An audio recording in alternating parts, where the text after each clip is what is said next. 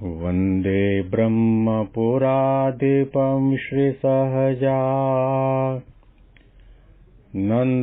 च मूलाक्षरम् श्रेयस्कारणसद्गुणैकनिलयम् श्रीप्रागजिह्वावत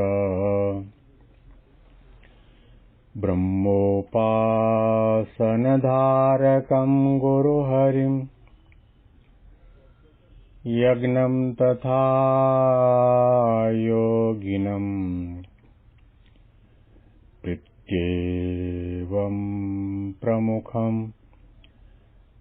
महन्तमनिशं श्रीजीस्वरूपं मुदा। મહિમાનો મહિમા પ્રવચનમાળામાં આજે 20મી ડિસેમ્બર 2024 શુક્રવારના દિવસે તમામ સંતો હરિભક્તોને મારા સાષ્ટાંગ પ્રણામ. જય સ્વામિનારાયણ. હેપી વચનામૃત શતાબ્દી મહોત્સવ. હેપી પ્રમુખ સ્વામી મહારાજ શતાબ્દી મહોત્સવ. સોનાના દોરાનું વચનામૃત આપણે સાંભળી રહ્યા છીએ.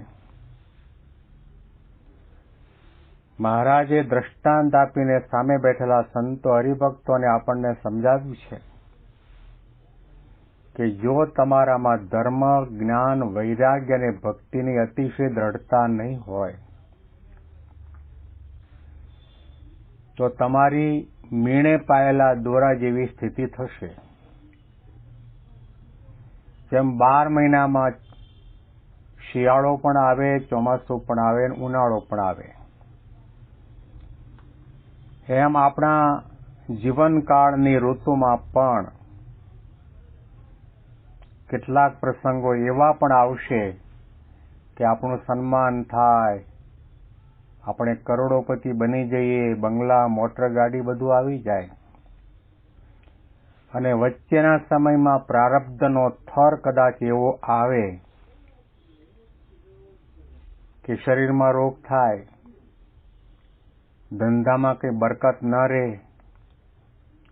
કરોડપતિની જગ્યાએ પછી રોડપતિ બની જઈએ, ભીખ માંગવાનો વારો આવે. એવી જ રીતે આધ્યાત્મિક માર્ગમાં સત્સંગમાં આપણું સન્માન થાય, આદર થાય, હારતોરા થાય, આપણી વાહ થાય, આપણી બધી વ્યવસ્થા સચવાય, પરંતુ કોઈ વખત કોઈ એવો માથાનો ફરેલો માણસ મળી જાય તો આપણું અપમાન પણ કરે, અડધોત પણ કરે, આપણને દર્શન માટેની એન્ટ્રી પણ ના આપે. આવો પ્રકારનો જો ઉનાળો આવ્યો તો મીણે પાયેલા દોરાની માફક આપણે આધ્યાત્મિક માર્ગમાં ઢીલાઢપ થઈ જવાના અને મન પાછું પડી જવાનું. જેટલો કે સત્સંગનો રંગ લાગ્યો હોય તે ઝાંખો થઈ જવાનો. એટલા માટે મહારાજે કહ્યું કે સત્સંગ કરવો તે બ્રહ્મ સ્વરૂપે કરવો, 3 દેહ, 3 અવસ્થા અને 3 ગુણોથી પર થઈ પોતાના આત્માને બ્રહ્મરૂપ માનીને પોતાના જીવના કલ્યાણના માટે સત્સંગ, સેવા, ભક્તિ કરવા. પછી અગત્યના મુદ્દા ઉપર મહારાજ આપણને શિક્ષા વચનો સંભળાવી રહ્યા છે. અને જેને જ્ઞાન, વૈરાગ્ય, ધર્મ અને ભક્તિ એ અતિશય દ્રઢ નહીં હોય તે તો અંતે જાતા ઢીલો પડ્યા વિના નહીં જ રહે. જો ધર્મ દ્રઢતા નહીં હોય, આપણે માત્ર ને માત્ર ધર્મને એટલું સમજ્યા છીએ કે સવારના પ્રાતઃ પૂજા કરવી, ગપાળમાં તિલક ચાંદલો કરવો, ગળામાં કંઠી પહેરવી, દાન ધર્માદો કરવો, સભામાં જવું, મંદિરે દેવ દર્શન માટે જવું, સમય ઉત્સવમાં જવું, ડુંગળી લસણ ન ખાવા, આટલામાં આપણો ધર્મ સમાપ્ત થઈ જતો હોય છે. ધર્મની પરિભાષા મહંત સ્વામી મહારાજે સત્સંગ દિશા ગ્રંથમાં આપી છે અને 2 શ્લોકો એવા મૂક્યા છે સ્પષ્ટપણે આજ્ઞા કરી છે, સ્વધર્મમ ન ત્યાજ્યમ, સ્વધર્મમ ન પરિત્યજેત, ધર્મનો ક્યારેય પણ પોતાના ધર્મનો ત્યાગ ન કરવો, પરધર્મમ ન સમાચરિત, અને પરધર્મનું આચરણ ક્યારેય ન કરવું, સ્વધર્મો ભગવદ ગુરોહો આજ્ઞાયાહ પરિપાલનમ, ભગવાન અને ભગવાનના અખંડ ધારક સંતની આજ્ઞાનું પરિપાલન કરવામાં આવે એનું નામ સ્વધર્મ. અને બીજા શ્લોકની અંદર કહ્યું, તદાજ્ઞામ પરિત્યજ્ય ક્રિયતે સ્વમનોધૃતમ, એ સંત કે ભગવાનની આજ્ઞાનું ઉલ્લંઘન કરીને પોતાના મન પ્રમાણે, મન ધાર્યા પ્રમાણે કરે, પર ધર્મો હિ સવિજ્ઞેય સત્સંગી ભીર વિવેકભી, વિવેકી સત્સંગીઓ જાણવું સ્વધર્મ કોને કહેવાય ને પરધર્મ કોને કહેવાય. મનગમતું કરીએ એ પરધર્મ છે, અધર્મ છે. પ્રગટ ભગવાન જયારે મનુષ્યાકારે વિચરતા હોય અને તે વખતે આપણા દિલમાં, દિમાગમાં ન બેસે એવી પ્રકારની આપણને આજ્ઞા કરે અને એમાં આપણને ગડમથલ થાય, તર્ક વિતર્ક થાય, શંકા કુશંકા થાય અને એ આજ્ઞા ન પાળીએ અને મન ધાર્યું કરીએ તો પરધર્મ. એટલું જ નહીં, પરંતુ એ અધર્મ કહેવાય. મોટામાં મોટો સત્સંગમાંથી પડવાનો કોઈ પણ દૂષણ હોય ને સ્વભાવ કે દોષ હોય તો મનગમતું કરવાનો સ્વભાવ. સંતના વચનમાં વિશ્વાસ ના આવે, એની આજ્ઞા સામુ નજર ના હોય, એની આજ્ઞા પાળવાનું મન કે સંકલ્પ ન હોય, તો શ્રીજી મહારાજ અહીંયા આગળ કહે છે કે ધર્મજ્ઞાન, વૈરાગ્ય અને ભક્તિ એની અંદર અતિશય દ્રઢતા નહીં કરી હોય તો એ ભક્તના જીવનની અંદર કંઈક શિયાળો, ઉનાળો આવશે, ચોમાસું આવશે તો મીણે પાયેલા દોરાની માફક ઢીલા ઢપ થઈ જવાશે. જ્યારે સોનાનો દોરો 6 ઋતુમાં સરખો, શિયાળો આવે, ઉનાળો આવે, અરે ગમે તેવી પ્રકારની પરિસ્થિતિ નિર્માણ થાય પણ સોનાનો દોરો 6 ઋતુમાં સરખો. અને ગુણાતીતાનંદ સ્વામીએ કહ્યું કે સોનું જમીનમાં દાટો તો રતિવા સરાસ થાય, પણ બીજી ધાતુની માફક એમાં જમીનના ગુણો ભળી ન જાય.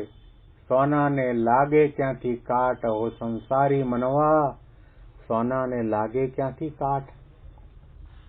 શિયાળાનો કાટ ન લાગે, ઉનાળાનો કાટ ન લાગે, ચોમાસાનો કાટ ન લાગે, માન અપમાન તિરસ્કાર સન્માન એનો પણ કાટ ન લાગે, જમીનમાં દાટી દેવામાં આવે એનો પણ કાટ ન લાગે. એ હંમેશના માટે ઉજળું ને ઉજળું. અડધી રાતે તમે સોનું કાઢીને વેચો તો પણ એનો ભાવ આવે. શ્રીજી મહારાજે કહ્યું કે સમજી રાખજો, દેહ ધારણ કર્યો છે તો શિયાળો, ચોમાસું, ઉનાળો જીવનની અંદર આવવાના. મહારાજ જેવા મહારાજને પણ, જેને આપણે સર્વોપરી ભગવાન કહીએ, પરાત્પર પરબ્રહ્મ કહીએ, અનંત કોટી બ્રહ્માંડના એકમાત્ર કર્તા હર્તા કહીએ, અંતર્યામી કહીએ, સર્વજ્ઞ કહીએ, સર્વશક્તિમાન કહીએ, ઐશ્વર્ય પ્રતાપવાળા કહીએ, એને પણ જુનાગઢની તળેટીમાં જમવા માટે બેઠા 17 વખત ઉભા કર્યા છે. એ બ્રહ્મચારી અહીંયા નહીં બેસવાનું, ઉભા થાવ, ત્યાં જાઓ. વળી ત્યાં પાછો બીજો કોઈ આવે, એ બ્રહ્મચારી અહીંયા કેમ બેઠા, ઉભા થાવ. અડધું કર્યા છે. એ મહારાજ જેવા મહારાજને પણ તેલના ઉકળતા ટાંકાની અંદર નાખીને મારવાના પ્રયત્નો પણ થયા છે, પકડવાના પ્રયત્નો પણ થયા છે. ઘણું થયું છે. તેમ છતાં પણ મહારાજ પોતે પોતાની પુરુષોત્તમપણાની સ્થિતિમાં અવિચળ રહ્યા છે. ગુણાતીત ગુરુ પરંપરામાં તમે જુઓ, એકાંતિક ધર્મના ધારક છે અને એકાંતિક ધર્મ આપણને એમના દ્વારા સિદ્ધ થાય છે. એવા ગુણાતીતાનંદ સ્વામી કે ભગતજી મહારાજ કે શાસ્ત્રીજી મહારાજ, આ બધાના પ્રસંગો આપણે બહુ સારી રીતે જાણીએ છીએ. કેવા કેવા ભયંકર અપમાન થયા, તેમ છતાં પણ પોતાના આધ્યાત્મિક માર્ગમાંથી, ભગવાનના વિશેની નિષ્ઠામાંથી, ભક્તિમાંથી લેશ માત્ર પણ ચડાયમાન નથી થયા. દાદા ખાચર લો, લાડુબા જીવુબા લો, પર્વતભાઈ લો, ગોવર્ધનભાઈ લો, મુક્તાનંદ સ્વામી કે બ્રહ્માનંદ સ્વામી લો, ઘણા ઘણા કસોટીના પ્રસંગોની એરણ ઉપર પાર ઉતર્યા છે. તો શ્રીજી મહારાજે કહ્યું કે જો ધર્મજ્ઞાન, વૈરાગ્ય અને ભક્તિ અતિશય દ્રઢ નહીં કર્યા હોય તો જીવનની અંદર શિયાળાની માફક આપણું સન્માન થાય, કડક રહીએ આપણે, અને ઉનાળાના ધગધગતા તાપની અંદર આપણું અપમાન કે તિરસ્કાર થાય, મનગમતું ન થાય, સંકલ્પો સિદ્ધ ન થાય, એની અંદર આપણે ઢીલા ન પડી જવાય. એટલા માટે મહારાજ કેટલા સરસ રીતે સૌ કોઈને સમજાય એવી ભાષામાં અને શબ્દોમાં વાત કરે છે. ધર્મ અને ભક્તિ અતિશય દ્રઢ નહીં હોય તે તો અંતે જતા ઢીલો પડ્યા વિના નહીં જ રહે.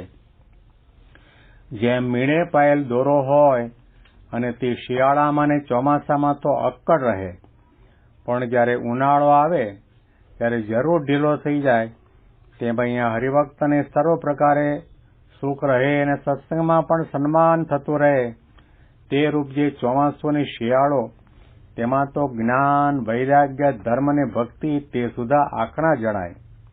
પણ જ્યારે સત્સંગમાં અપમાન થાય અને દેહે કરીને પણ દુઃખ થાય, તે રૂપ જે ઉનાળો, તેમાં તો જ્ઞાન, વૈરાગ્ય, ધર્મ અને ભક્તિ તે મીણે પાયેલ દોરાની પેઠે ઢીલા થઈ જાય. તો પણ અમે તો તેનો ત્યાગ કરતા નથી, પણ એ જ એની મેળે મનમાં ઉશિયાળો થઈને સત્સંગમાંથી પાછો હટી જાય છે. પછી તે સત્સંગી કહેવાતો હોય તો પણ તેને અંતરે સત્સંગ સંબંધી સુખ ન રહે. માટે સત્સંગ કરવો તે તો આત્મસત્તારૂપ થઈને અતિ દ્રઢપણે કરવો, પણ દેહ તથા દેહના સંબંધી તે સંગાત હેત રહી જાય એવો સત્સંગ કરવો નહીં. જેમ સોનાનો દોરો કર્યો હોય તે 6 ઋતુમાં સરખો રહે, પણ ઉનાળાને તાપે કરીને ઢીલો થાય નહીં. તેમ જેનો દ્રઢ સત્સંગ હોય તેને ગમે તેવા દુઃખ આવી પડે તથા ગમે તેટલું સત્સંગમાં અપમાન થાય, પણ તેનું કોઈ રીતે સત્સંગમાંથી મન પાછું હટે નહીં.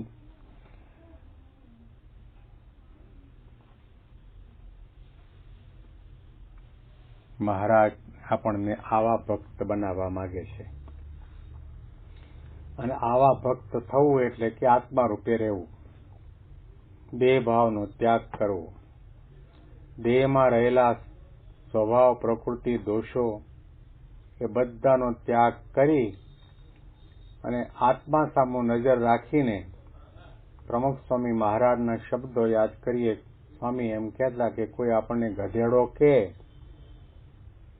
તો તે વખતે અકળાઈ ન જવું.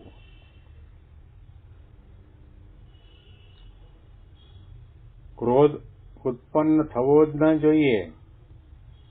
એક ગધેડો શબ્દ આપણને કહ્યો ત્યારે તરત જ આપણે આપણી આંખ દ્વારા આપણા પગ તરફ નજર કરવી. ગધેડાના 4 પગ હોય છે, મને 4 પગ છે કે નથી? ગધેડાને લાંબુ પૂંછડું છે, એમ આપણને પૂંછડું છે કે નથી?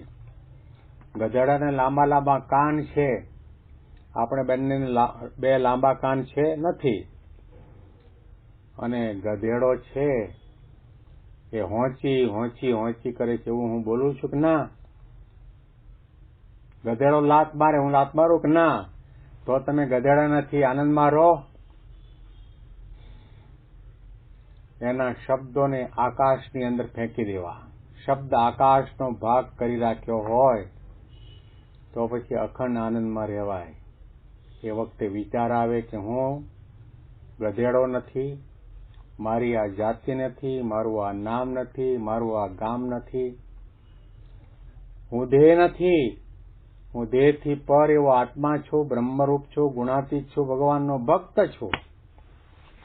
આવી પ્રકારનો વિચાર રાખીને આનંદમાં રહે પણ મનમાં મોળપ આવવા ન દે, તો સમજો કે ભગવાન સ્વામિનારાયણનો ભક્ત છે. અને અનુસંધાનમાં વિશેષ વાતો આપણે આવતીકાલે સાંભળીશું. તમામ સંતો હરિભક્તોને મારા સાષ્ટાંગ પ્રણામ. જય સ્વામિનારાયણ.